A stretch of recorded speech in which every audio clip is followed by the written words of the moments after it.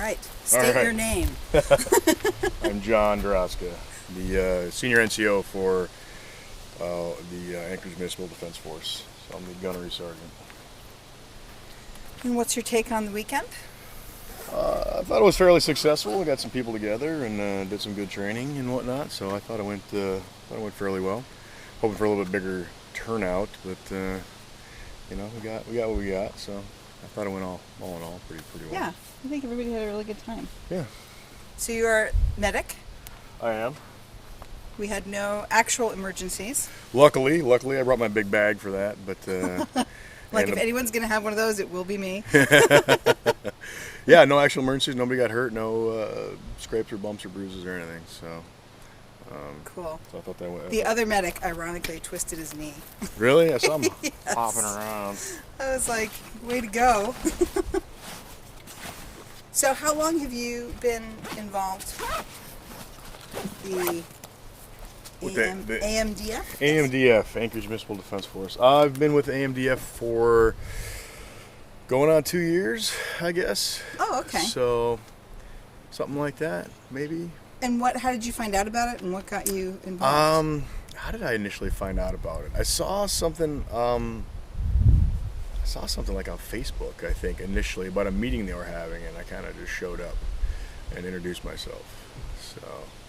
And how many were at the meeting? Do you remember? It was like a command staff meeting that I don't think was supposed to be publicly disseminated, and I think there was about 5 or 6 at that one. And like I said, it was supposed to be just command staff. And obviously you were impressed enough to come back?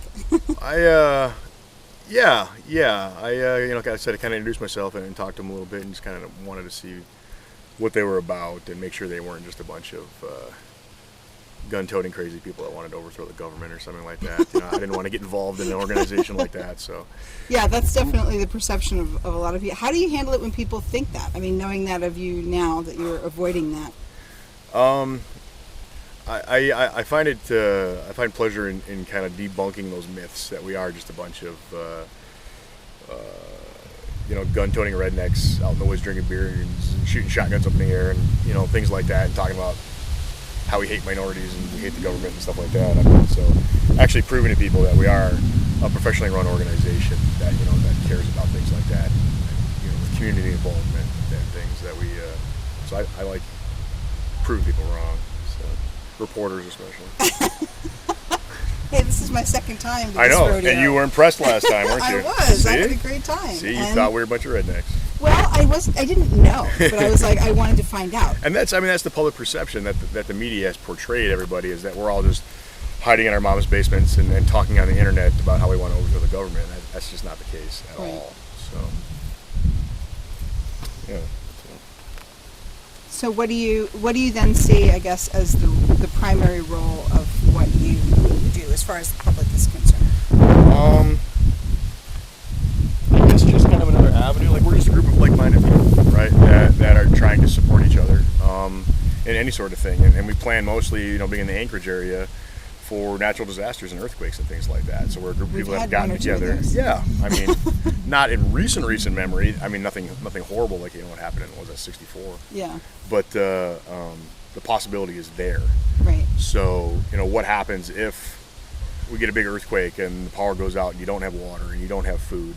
We're in the biggest population dense area in the state. So what do? You have to have a group of people and you have to have plans and you have to have food and you need security for that, because people are going to get hungry.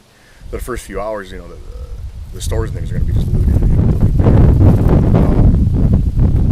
So you got to kind of have plans for all that sort of thing. So that's kind of why we're in on it. Why I got involved.